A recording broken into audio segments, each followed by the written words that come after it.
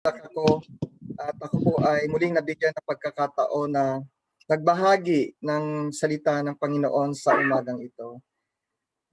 At nung mga nakarang araw po kasi ay marami akong nais na pinag-prepared na paksa, pero sabi ko po ay ipipil ko ang isang paksa na kung saan ay nauukol sa araw na ito tungkol sa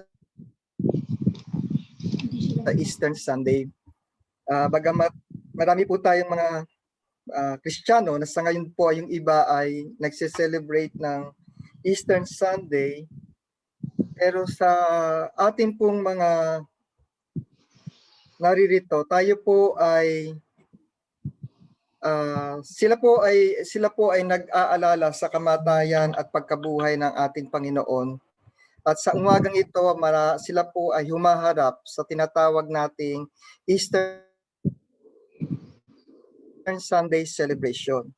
Pero tayo po na mga Kristiyano na nakakaintindi po, ang paraan po ng ating pag-aalala sa ating Panginoon ay hindi po tuwing isang taon o every year lamang.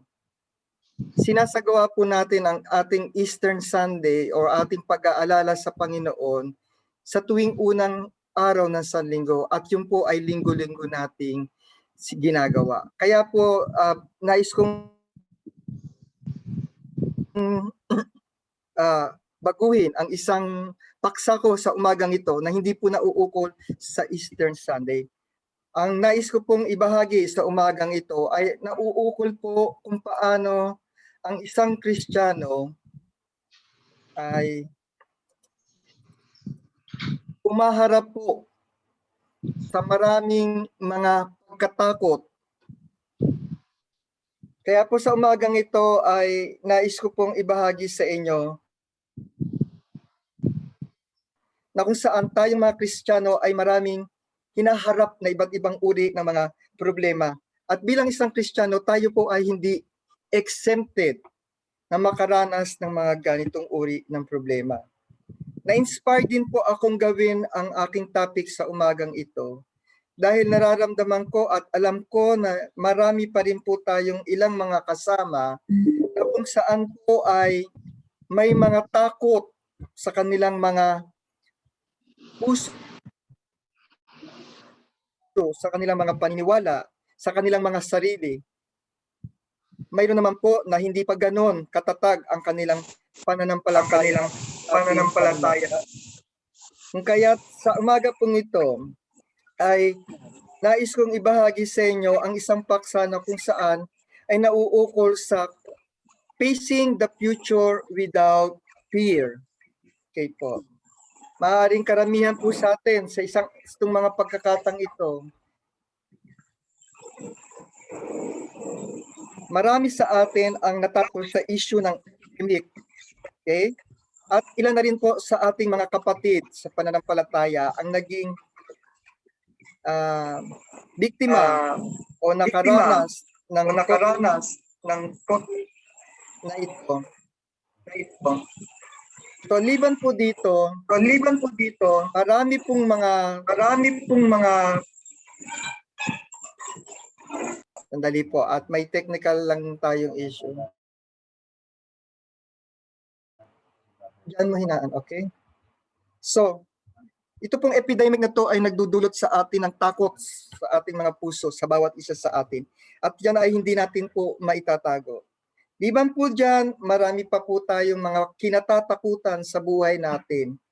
Gaya po ng mga family issues and relationship, yung ating mga pinansyal na kalagayan. Maaaring sa atin ng iba ay nawalan ng trabaho, yung iba naman po ay may mga health issue. Okay? Yung ating mga career, yung ating pong pagkawala ng ating mga pamilya, yung ating political issue. Ito po ay ilan lamang sa mga kinatatakutan natin na kung ano ang mangyayari sa bukas. Mayroon naman po mga ilan sa atin na kung saan ay may tinatawag na tayo na mga phobia.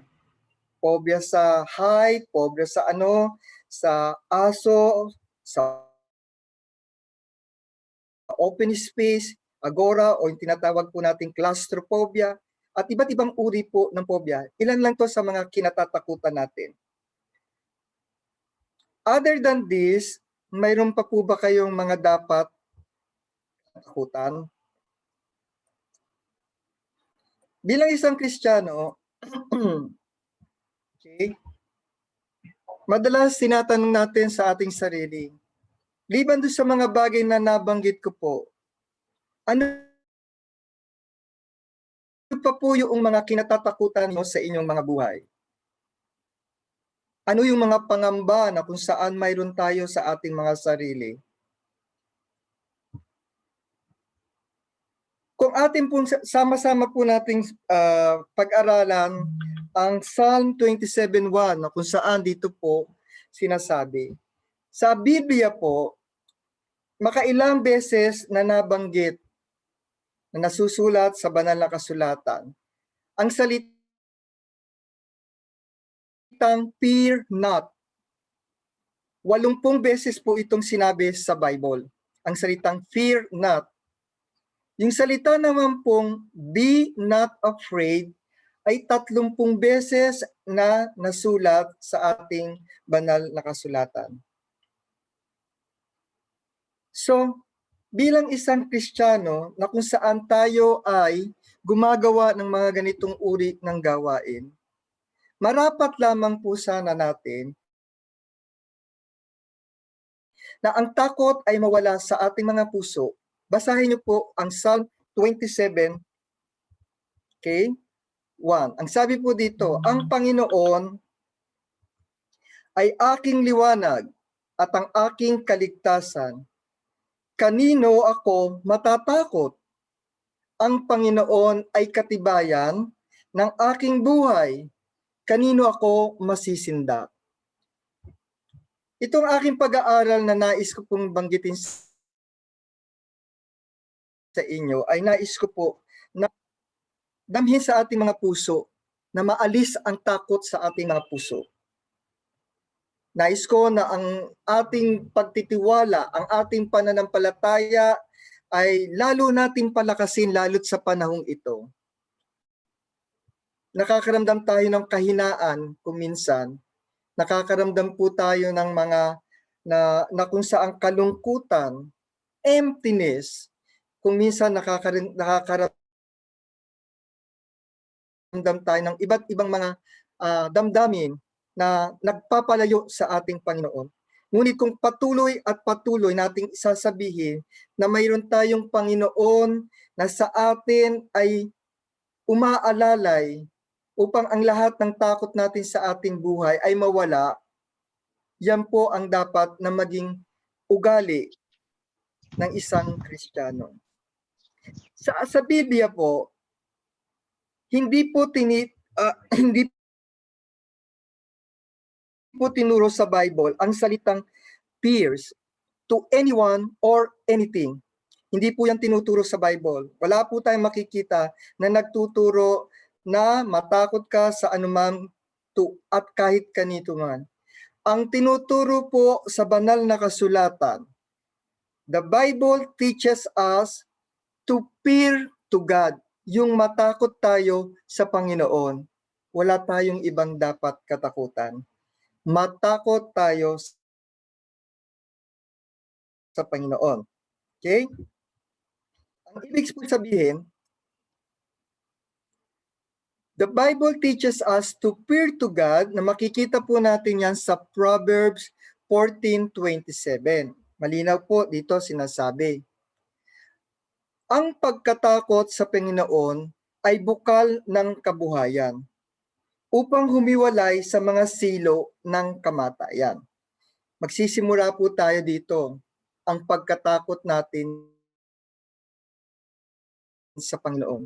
Dahil ang isang Kristiyano o ang isang tao, kapag tayo ay nagsimulang magkaroon ng takot sa ating Panginoon, magkakaroon po tayo ng pagsunod.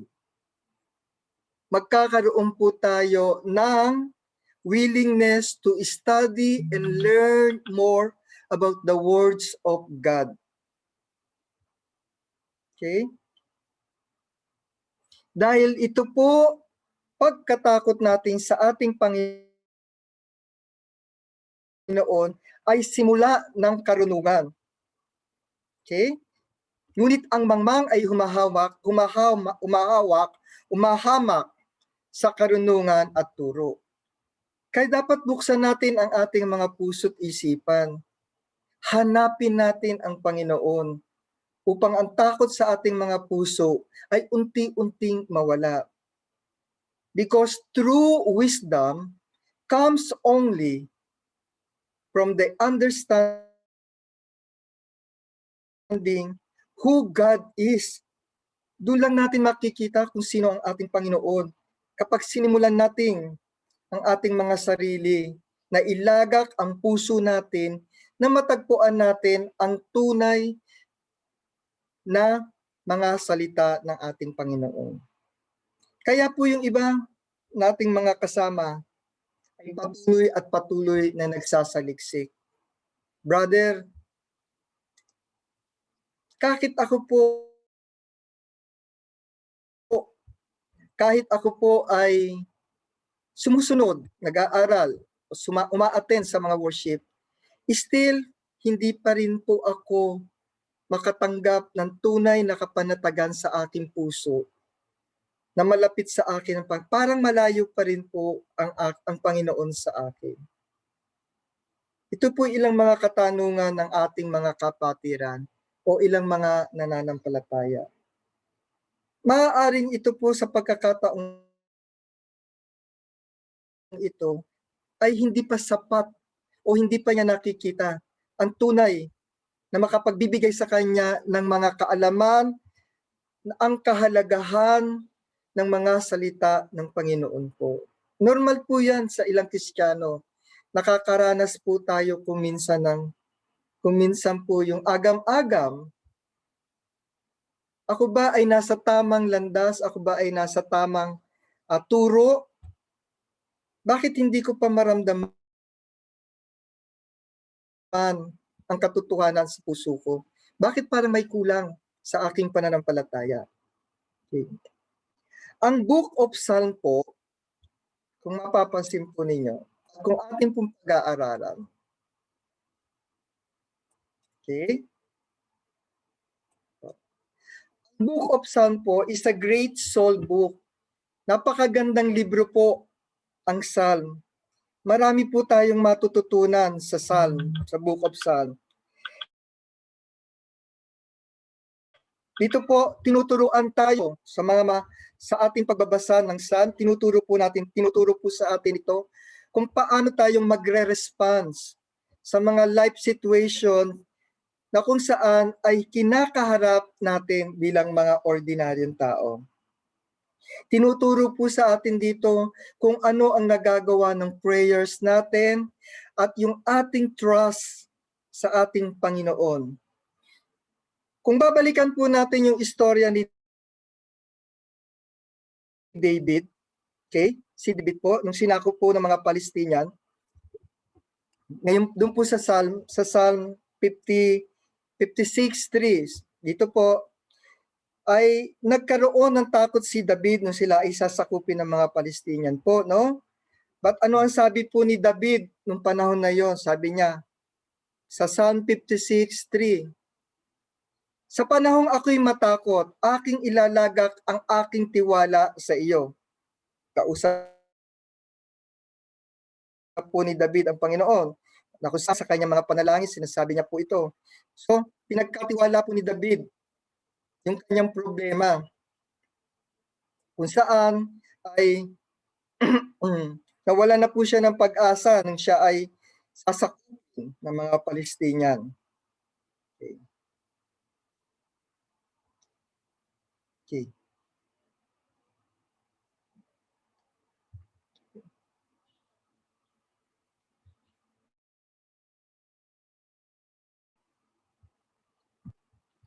Sa ating pong kasalukuyang panahon, sa ating pong buhay sa ngayon, okay, ang takot, kung ating pong makikita at ating pong pag-aaralan, fear is the root cause of many mistakes sa ating buhay.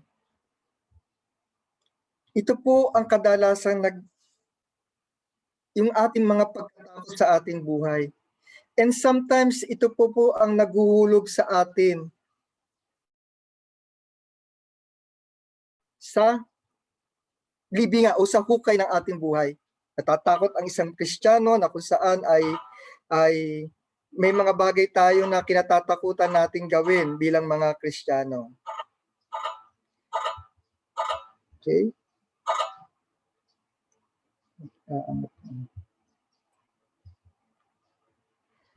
At ang takot kapag ka natin in-entertain sa ating mga buhay, ito po ay ninanakaw ang ating kapayapaan, ang ating kaligayahan. Okay? Kung minsan ay naililihis tayo ng ating mga paniniwala at pagkatakot. So, kapag ka tayo ay nadidisappoint, natatakot, wala po tayong dapat anumang gawin, kundi ibaling natin ang ating mga sarili sa ating Panginoon. Dahil walang ibang makakatulong upang ma-overcome natin ang ating mga takot, kundi ang ating sarili ay ibaling sa ating Panginoon. Dito po sa Deuteronomy, okay? Dito sinasabi po, ang Panginoon ay siyang nagpapauna sa iyo.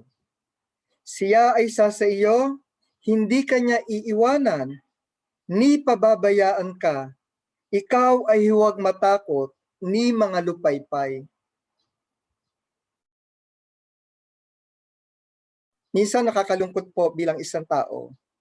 Mas lalo pa natin o mas binabaling pa po natin ang ating mga sarili sa ibang mga bagay bago tayo kumonsulta sa ating Panginoon. Minsan nga, ang issue, ang problema, una pang nakakaalam kapitbahay mo o kaibigan mo. Friends, may problema ako. Friends, sa kaibigan, sa kapitbahay na ichichismis mo, problema mo. Bakit hindi natin diretso na kung saan ang ating mga hinaing ay ipaabot ng diretso sa ating Panginoon?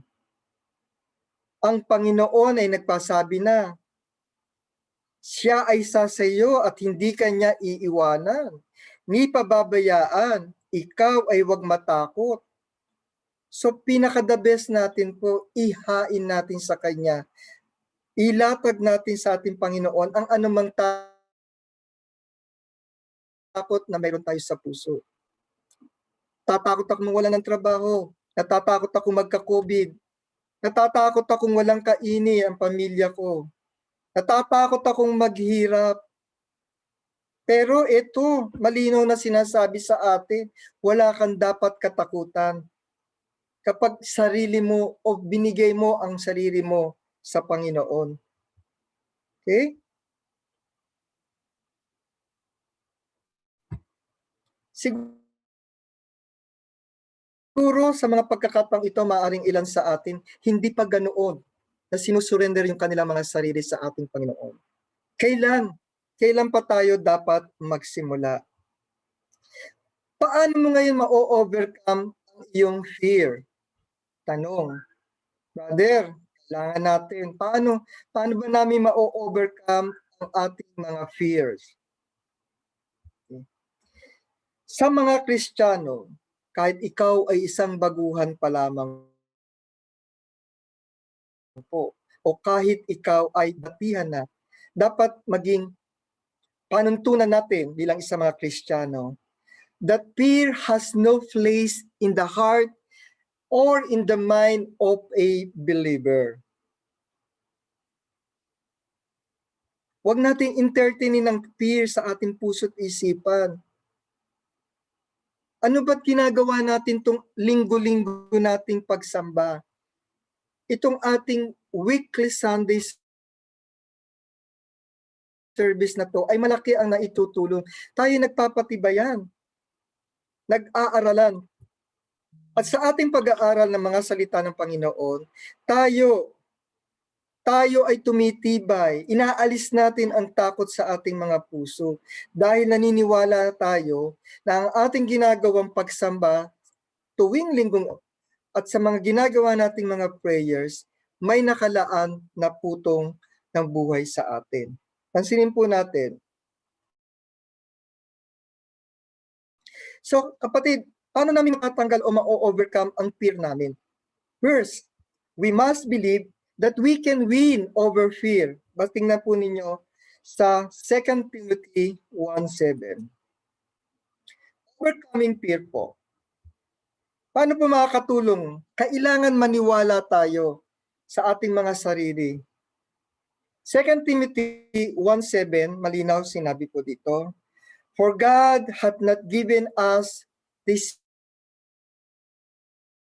spirit of fear, but of power and of love and a sound of mind." Sapagkat hindi tayo binigyan ng Diyos ng espiritu ng katakutan.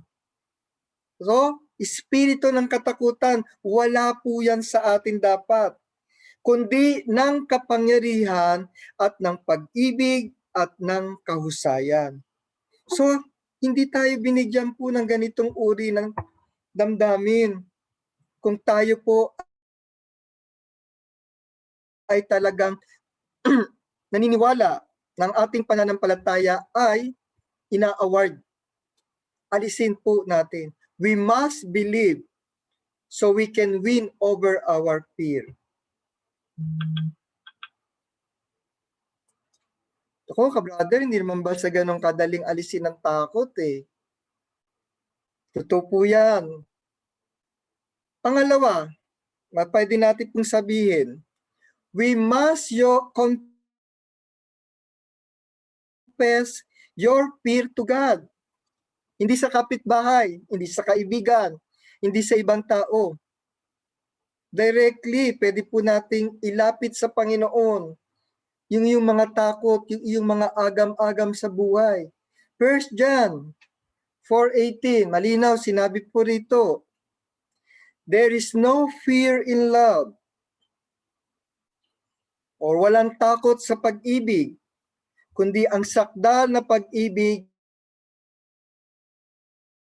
ay nagpapalayas ng takot, sapagkat ang takot ay may kaparusahan at ang natatakot ay hindi pinagsasakdal sa pag-ibig. Kanino po ba natin matatagpuan ang tunay na pag-ibig? Sa ating Panginoon lamang yan. Sa ating Panginoon. So we have to surrender ourselves to God.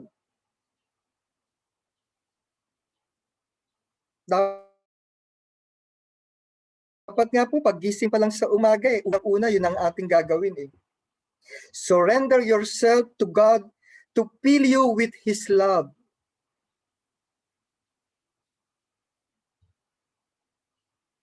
So that you will feel confident, fearless, free from worries and troubles. Because God's love will fill your life and cast out your anxiety and your fears in your life. So let us surrender ourselves.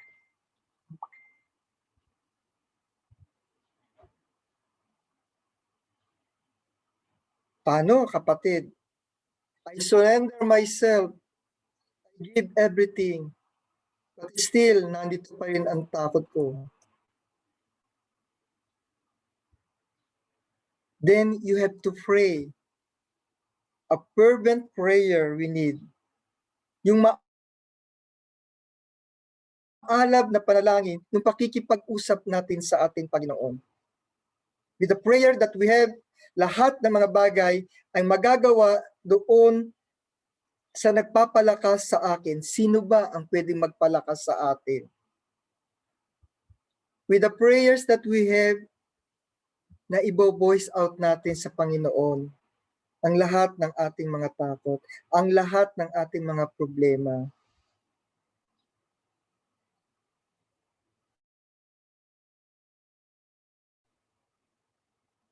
Kaya po tayo, meron po tayong ginagawa na sa bawat sandali, liban po dun sa ating ginagawang individual prayers. Tayo po, sa araw-araw, tayo po ay may sinasagawang mga prayers natin. Yun po yung tinatawag nating individual prayers. At tuwing araw naman po ng linggo, ito naman po yung ginagawa nating group prayers. Okay. Hindi po ba may mga individual issue tayo, may mga problema tayo? We directly address our prayers sa ating Panginoon. It helps to strengthen and defeat our prayers, our fears through our prayers. Nakakatulong po ng malaki yun. Wala naman po siguro kahit lumagpas tayo ng 10 beses manalangin sa isang araw. Kung ang mga Muslim po, 4 na beses o 5 beses lang nagdadasal sa isang araw Napakalaki na po sa kanilang yun. Siguro tayo kahit ilang beses tayong manalangin, walang limit. As long as we are able to express ourselves, God, may issue ako, may problema ako. Ano ang gagawin ko? Tulungan mo ako.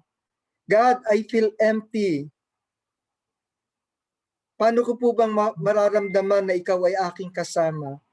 Prayer.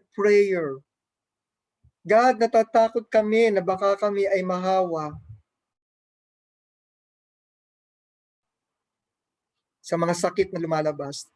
God, natatakot. True prayer, a fervent prayer, will help strengthen and defeat our fears sa buhay. Sanayin po natin ang ating mga sarili. Sabi nga po sa Isaiah, huwag kang matakot, sabi natin Panginoon, sapagkat ako'y sumasa iyo. Huwag kang manglupaypay, sapagkat ako'y iyong Diyos. Aking papalakasin ka? Oo. Aking tutulungan ka? Oo. Aking aalalayan ka ng kanang kamay ng aking katwiran. Binigyan na po tayo ng assurance ng ating Panginoon na kung ilalapit, idudulog natin sa Kanya ang lahat ng ating mga takot, pangamba, worries, at iba pa po. Ina-assure sa atin ng Panginoon. Isaiah 41:10. Fear not, for I am with thee. Be not dismayed, for I am thy God. Inassure niya na po sa atin na tayo ay hindi dapat matakot.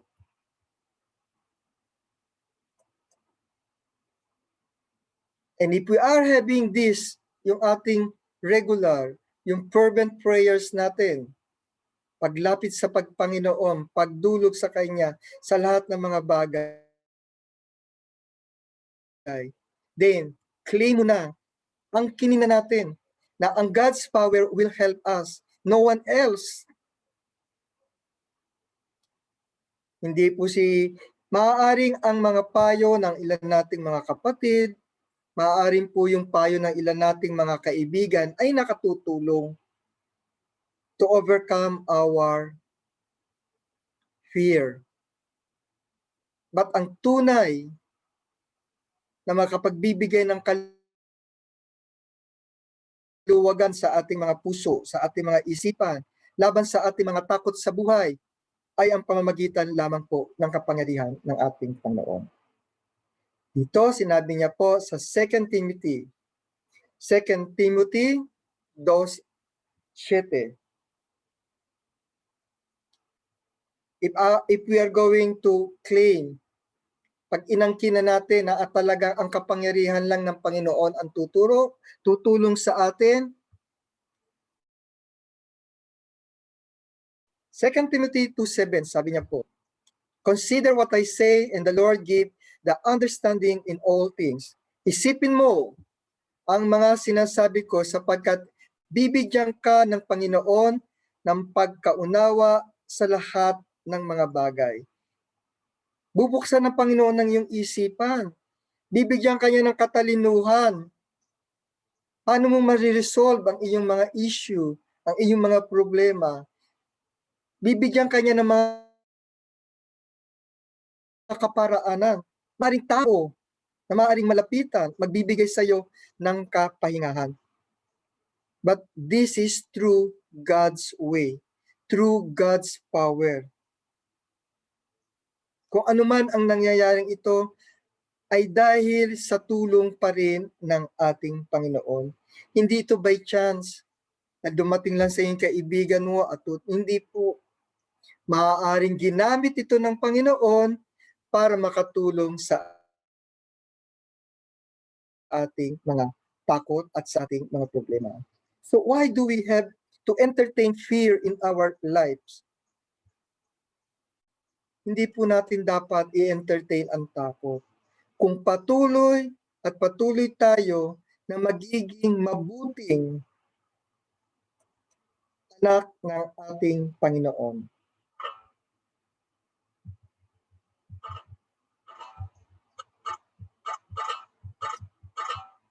Okay?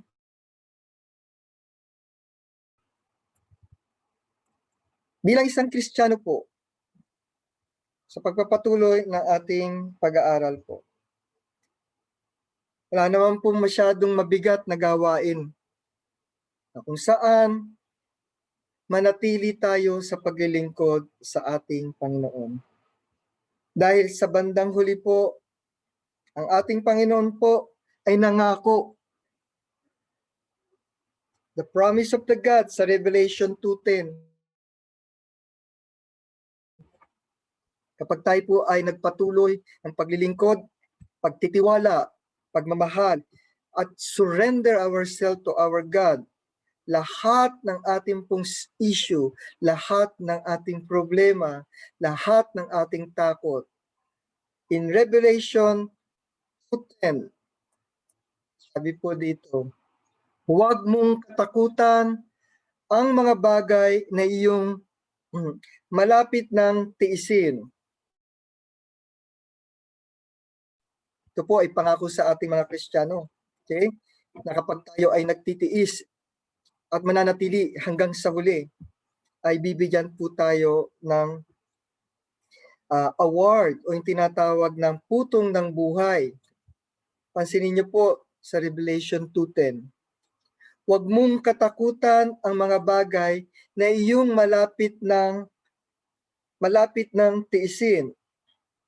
Narito, malapit ng ilagay ng dyablo ang ilan sa inyo sa bilangguan upang kayo'y masubok at magkakaroon kayo ng kapigatian sa 10 araw. Magtapat ka hanggang sa kamatayan at bibigyan ka hanggang sa kamatayan ng putong ng buhay. So, let's all surrender our fear.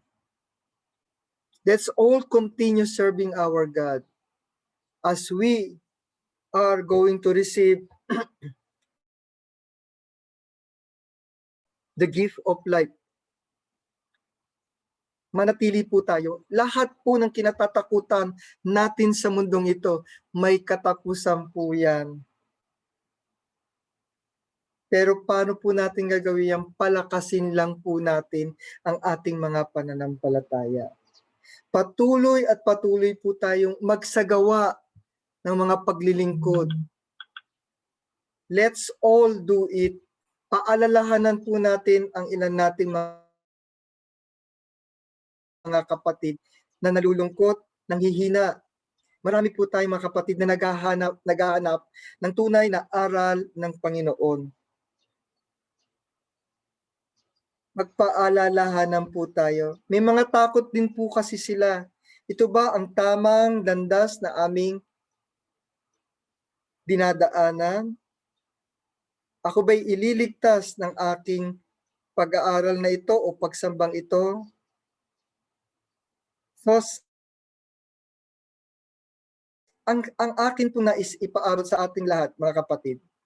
Tayo ay lumalakad sa ating pananampalataya na kung saan ay nagpapalakasan tayo, hindi lamang tuwing unang araw ng Sanlinggo. Sama-sama po tayo, mas lalo nating palakasin ang ating pananampalataya ituloy po natin ang ating ginagawa ng mga uri ng pagsamba. At anuman pong takot mayroon tayo sa mundong ginagalawan natin, ito man po ay ating mga personal issue, problems, ito man po ay epidemic, ito man po ay kawalan ng ating trabaho, ito man po ay kahinaan ng ating spiritual needs. Dumarating po ang ating takot sa ating mga sarili, sa ating mga buhay, ngunit hindi po ito mawawala kung patuloy at patuloy po tayong kakapit sa ating Panginoon. Huwag po tayong manlamig sa ating mga ginagawang pagsamba. Huwag po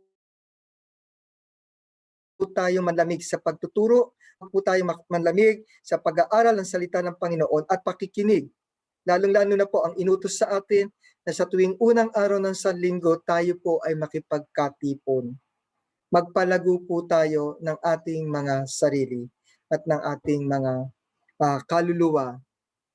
Sana po ang aking maliit na mensahe ng pagpapalakasan ng ating mga spiritual needs ay makatulong po upang ang ating mga kahinaan ay mapalitan natin ang ating mga takot ng lalo't higit na pananampalataya sa ating Panginoon. Magandang umaga po at salamat po sa pakikinig sa umagang ito.